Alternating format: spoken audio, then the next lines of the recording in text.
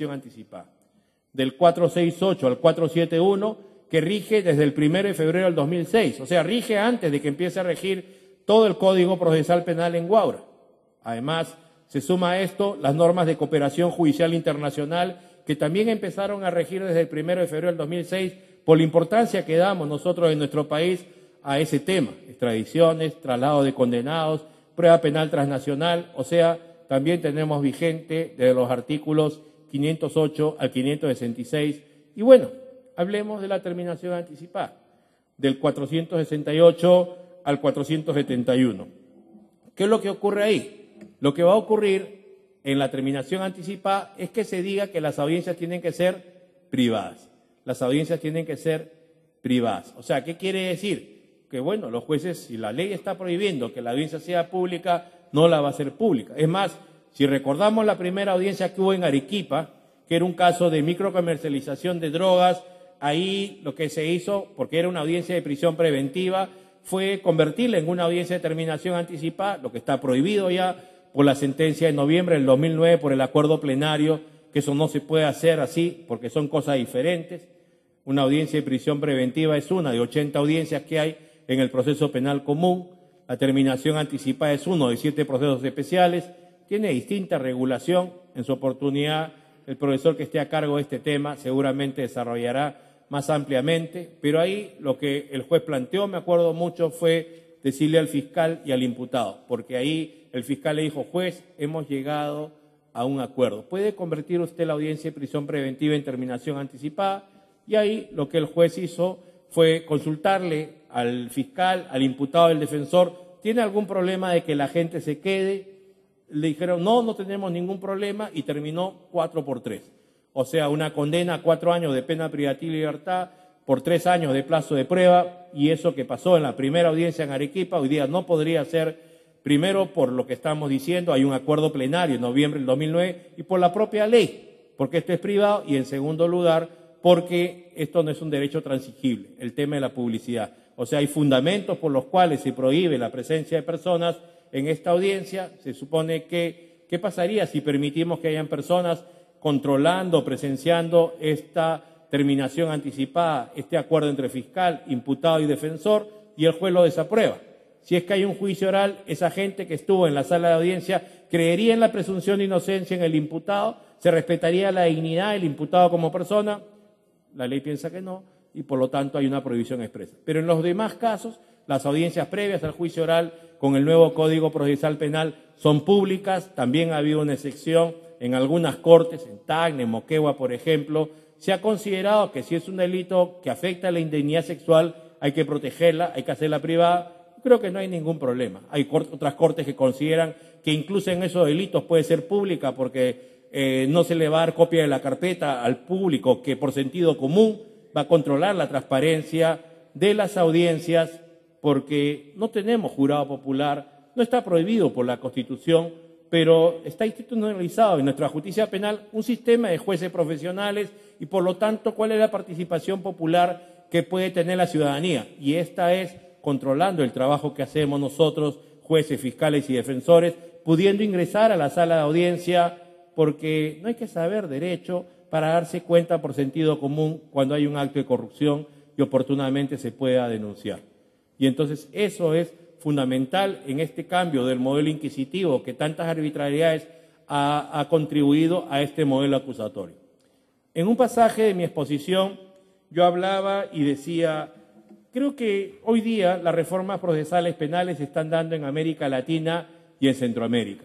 Pero decía, vamos a dar una mirada, por ejemplo, a Italia, decía yo. En Italia, por ejemplo, esta amiga Patricia Carvajal, la profesora de la Sorbona, decía: quiero importar un sistema acusatorio de los países del sur del mundo, de Chile y de Perú, al país de la Declaración de los Derechos del Hombre, de 1789. Doctor Neira, me dice, Francia se quedó en 1789, por si usted no lo sabe, en el sistema de justicia penal. Porque en Francia nadie quiere cambiar al juez instructor. Sarkozy quiere que haya un ministerio público que sea el titular de la acción penal pública, que tenga el monopolio de la carga de la prueba, pero los juristas le dicen: Sarkozy, ¿cuántos funcionarios públicos tienes involucrados en actos de corrupción? porque se supone que la Fiscalía pertenece al Ministerio de Justicia, que corresponde al Poder Ejecutivo. ¿Quieres archivarle todos los casos? No, no queremos un Ministerio Público que sea titular de la acción penal, que sea autónomo, queremos que el juez instructor se mantenga. Nadie quiere, o sea, la gente no quiere que se produzca el cambio porque consideran que más bien va a ser contraproducente. Estamos hoy día 9 de agosto, estamos en Alemania, hay un juicio oral hoy día en Alemania. Si estuviera mi amigo y mi maestro Horchon Bon, nos contaría lo siguiente. Estamos en un juicio oral y están todos los testigos de las partes, del fiscal y el defensor. ¿Quién empieza el interrogatorio? El juez. ¿Quién termina el interrogatorio? El juez. En Alemania las partes tienen derecho a decirle al juez: yo quiero iniciar el interrogatorio de mis testigos y tú te encargas de contrainterrogarlo. Sin embargo, todo el mundo respeta y confía en el juez en el 100% y nadie le pide al juez eso. O sea, el modelo es 100% inquisitivo y nadie lo está cuestionando, como es en España. Juez instructor, un juez que se encarga de instruir, otro juez que se encarga de juzgar. Se supone que el Código Español, el Código de Enjuiciamiento Criminal es de 1882, o sea, es decimonónico. Los jueces trabajan con 2 CD, con un CD de jurisprudencia, con otro CD de legislación, y el asunto está que hay 2 partidos fuertes, el PSOE, el Partido Socialista Obrero Español y el Partido Popular. Estaban haciendo una gran reforma procesal penal y se pelearon. Lo bueno de todo fue que el maestro José Asensio Mellado hace un par de años nos dijo: ¿saben cuál es la base principal de la reforma procesal penal en España? El Código Procesal Penal de Perú. Imagínense, qué orgullosos, y debe ser eso, porque el doctor César San Martín Castro, actual presidente de la Corte Suprema y el mejor profesor de Derecho Procesal Penal en el Perú, es uno de los principales pilares, es discípulo de Vicente Jimeno Sendra, discípulo de Asensio Mellado, una formación europea continental, y es un orgullo para nosotros que nuestro código sea modelo para ese país. Pero ¿qué pasa? Los partidos políticos son fuertes y entonces, ¿cuál ha sido la última gran reforma?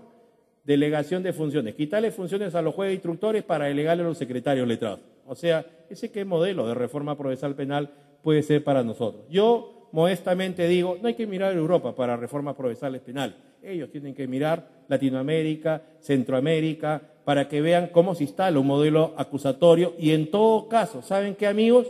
Cada país debe operar según su constitución, según sus leyes y, lo más importante, según su idiosincrasia. Hay unas cosas muy importantes que son las siguientes.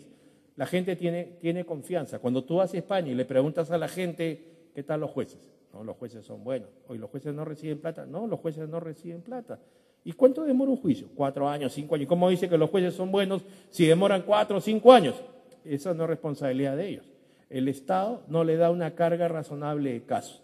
No tienen auxiliares, no tienen ordenadores, no tienen recursos.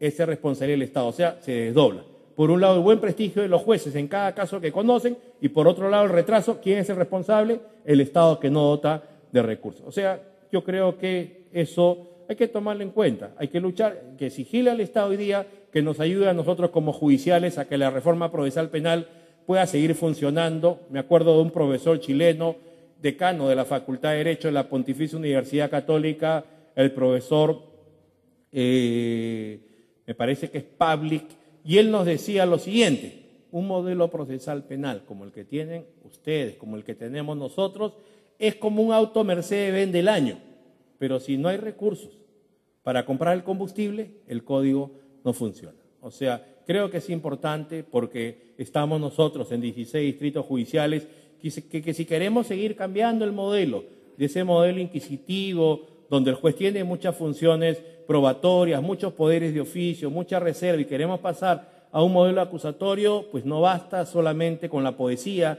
que es la legislación, sino también necesitamos que, además del apoyo que ya nos han dado, esto pueda multiplicarse, porque también hay que tener en cuenta mucho, y el Estado tiene que saberlo, que hay jueces, que hay fiscales, que hay defensores públicos y privados, que por su cuenta se capacitan permanentemente, no solamente en diplomados, maestrías, doctorados, sino invierten también en hacer pasantías, y eso es muy bueno. Acuérdense que el Estado solo ha podido capacitar a jueces, fiscales y defensores públicos, a los abogados particulares no, y está comprobado que los peores en la reforma procesal penal son los abogados particulares, y la explicación es muy simple. Toda la vida trabajaron con el Código del 40, no sé si bien o mal, pero nada de lo que hayan aprendido ahí va a servir con el nuevo modelo, porque el partido fue de fútbol y hoy día el partido es de básquetbol. Las reglas son diferentes, las destrezas y habilidades son diferentes, y por lo tanto, si los propios abogados no contribuyen a capacitarse autofinanciando esto o aprovechando este espacio que hoy día el Poder Judicial libremente para todos, jueces, fiscales, defensores públicos, privados, estudiantes de derecho, ciudadanos de todo el Perú, para que conozcan cómo es su justicia penal, aprovechan este espacio virtual donde vamos a estar 26 sesiones cubriendo todos los espacios del nuevo proceso penal, repito, con los mejores profesores que tenemos en nuestro país y además con invitados extranjeros. Entonces creo yo que ¿qué vamos a hacer? Les dije que los abogados particulares, muy pocos realmente están haciendo estas capacitaciones, y si el juez detecta que en una audiencia hay alguien que solamente le provee una información, que sería la Fiscalía, y no hay otra parte que se encargue de controlar la calidad de esa información, yo digo, si el juez podría permitir que en su tribunal haya uso del derecho. Estamos hablando de casos aberrantes, porque también alguien puede decir, como he escuchado críticas, es ¿dónde está la disposición en el Código Procesal Penal que te permita declarar el abandono de la defensa? Y yo pienso así, yo digo, ¿qué dice el artículo 2 de la Constitución? Habla de igualdad de armas. ¿Qué dice el artículo 139, inciso 3, debido proceso?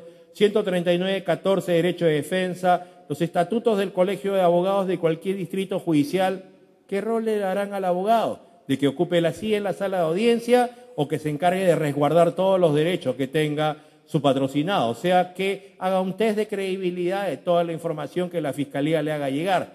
Que si el juez advierte, y ahí está el audio, ya no tenemos papeles, en las actas alguien podría decir es escrito, se maquilla, acá no, el audio registra al 100% todo lo que pase, hay que evitar que se pueda pagar para que registre todo, y por lo tanto, si el juez es autoritario, si el juez arbitrariamente está restringiendo el derecho, pues el juez entonces será sancionado en su oportunidad, o si el juez actúa como corresponde, lo estará demostrando a través de este registro que estamos hablando, que es el audio. O sea, se supone que la idea es que la única forma en que los abogados particulares puedan hacer su rol en la medida que corresponde es capacitándose. Y además de eso, es todos nosotros, fiscales, defensores públicos, privados y los jueces, para poder pasar de un sistema inquisitivo que ha sido escrito, ritualista, formalista, a un sistema acusatorio que tiende a una solución del conflicto mayor, hay que hacer 3 cosas también. ¿Y cuáles son esas 3 cosas? Número 1, practicar. Número 2, practicar. Y número 3, practicar. O sea, fiscales y defensores que son litigantes tienen que aprender esas reglas de litigación oral, no para encontrar 10 fórmulas para engañar al juez, porque justamente estamos hablando que este sistema es como un triángulo. El juez está en una punta, preside, a la derecha tenemos un fiscal, a la izquierda un defensor, y la idea es que cada actor cumpla con su rol. En la medida que cada actor cumpla con su rol, entonces el sistema funciona. La verdad, ¿cuál es el comentario de la sociedad sobre la justicia penal en la calle? Tenemos una aprobación del 100% a propósito de este evento desgraciado que ha ocurrido al terminar el fin de semana pasado. Hemos visto nosotros en estos días las estadísticas de los conceptos que es de la sociedad hacia la policía y la corrupción o no, 30% de aprobación. O sea, el 70% no lo aprueba. Está la República del día domingo. Ahí está la cifra. Esa es la referencia. Entonces, ¿de qué manera podríamos revertir nosotros esas encuestas negativas para cada una de las instancias penales? Policía, fiscales, jueces, defensores. Y la única forma es a través de demostrarle a la gente en este sistema de audiencia que se ha instalado que sabemos hacer nuestro trabajo, prepararnos para que eso sea así. Y repito, el Estado tiene que acordarse lo siguiente. Yo tengo mucha suerte porque antes de que la reforma procesal penal empiece en cada distrito judicial, voy muchas veces, sea por el Estado, sea por particulares, pero voy muchas veces. Y entonces no se imaginan la cantidad de veces que uno va. A veces los fines de semana hay 3, 4, 5 actividades y hay actores que no tienen ninguna ética, si creen hasta en 2 cursos a la misma fecha, y lo peor de todo es que después tienen certificado a la misma fecha y lo presentan donde no deben presentarlo. O sea, es un grave delito. Pero ¿saben qué es lo que está pasando ahí? un desperdicio de dinero. No tenemos recursos y las instituciones no se ponen de acuerdo para hacer capacitaciones, todo el mundo está desesperado, mañana empieza la reforma procesal penal, hay que tener nuestro diplomado, y una vez que empieza la reforma casi no hay ninguna capacitación. Los actores que están en reforma, jueces y fiscales y defensores, se juran divino, creen que saben todo, y yo les diría, vayan a los distritos judiciales, donde ya pasó algún tiempo la reforma, para que vean si las buenas prácticas se mantienen o hay alguna involución. Yo creo que tenemos que seguir dando capacitación a esos actores de distritos judiciales antiguos, pero ya no le vamos a enseñar el ABC. Tenemos que enseñarle ya cosas más avanzadas y para eso también hay que coger a los mejores profesores que hay en el país, hay que entrenarlos. Los propios profesores, por una cuestión de autoestima, tienen que viajar al extranjero, tienen que conocer otras realidades, tienen que leer, porque si no, ¿qué van a enseñar? Hay que tener mucho cuidado con los profesores que uno tiene al frente, porque también pueden distorsionar la reforma y al final, la verdad, la gente en la calle lo único que hace es decir queremos justicia, no discrimina qué actor no funciona bien, si es el juez, si es el fiscal, si es el defensor, y por lo tanto la idea es que en este cambio de un sistema inquisitivo a un sistema acusatorio, pues todos nos esforcemos porque esto pueda funcionar. Como ustedes ven, son muchas cosas que están cambiando. También, por ejemplo, está cambiando el tema del sistema de recursos. En el Código de Procedimientos Penales tenemos la apelación para los casos sumarios o, como se llama, para los casos ordinarios, el recurso de nulidad. Al final es lo mismo, porque en segunda instancia la apelación es restringida, no se produce prueba, solamente se limita a alegatos y entonces la segunda instancia lo que hace es pronunciarse sobre lo que es materia del recurso, el juicio de hecho, el juicio de derecho, y ahí terminó todo. No se puede condenar a un absuelto en primera instancia porque se dice que no hay inmediación, solo hay un contacto con el papel y no hay casación. En el nuevo Código Procesal Penal hay un gran cambio, y el cambio está que la apelación es amplia, se puede producir prueba nueva en segunda instancia y hasta ahí todo maravilloso, hasta que viene el problema en que con prueba nueva en segunda instancia se puede condenar a un absuelto en primera instancia. Entonces estamos viendo que hay situaciones que hay que seguirlas evaluando. Este caso, por ejemplo, ha ido a la Sala Constitucional y Social de la Corte Suprema porque la Corte Superior de Arequipa aplicó el artículo 14 de la Ley Orgánica del Poder Judicial, dijo que ejerciendo el control difuso era inconstitucional, que se pueda condenar en segunda instancia a un absuelto en primera instancia con una prueba nueva, porque ¿quién va a saber más de los hechos si no es aquel que pudo percibir la producción de la prueba integralmente, que alguien que vea solamente por inmediación un trozo y que después escuche el audio? Y por lo tanto, eso no es constitucional, lo elevó a la Sala Constitucional y Social de la Corte Suprema, que hace 3 meses ha dicho que eso es constitucional. Y bueno, ahí estamos, se supone que hay temas nuevos, hay temas interesantes, y la pregunta que yo siempre hago cuando voy a un distrito judicial, sobre todo los que tienen muchos años, es la siguiente, y le miro la cara seriamente a la gente. El código tiene 566 artículos. ¿Cuántos has leído hasta hoy día? Porque tienes 4 años de reforma y solamente lees los artículos que competen a la audiencia para la que te han contratado, te han citado. Entonces, ¿cuándo vas a hacer una interpretación sistemática? Pues, y ahí viene un tema, mire, bien gracioso. ¿Cuándo empezó a regir la terminación anticipada? El 1 de febrero del 2006. Desde el 1 de febrero hasta el 2006, hasta noviembre del 2009, o sea, 3 años y 11 meses, ¿qué ha pasado? No se podía apelar de la sentencia desaprobatoria de la terminación anticipada. ¿Por qué? Porque el código decía que solo se apelaba de la sentencia aprobatoria. Entonces ahí uno se preguntaba, bueno, yo soy el defensor y el imputado, vamos a negociar con el fiscal, no nos conviene ir a etapa intermedia, tampoco a juicio oral, no hay flagrancia, le van a reducir 1/3 de la pena por confesión sincera, más una 1/6 parte por terminación anticipada. Mi cliente no quiere saber nada más de las otras etapas, no quiere estar con una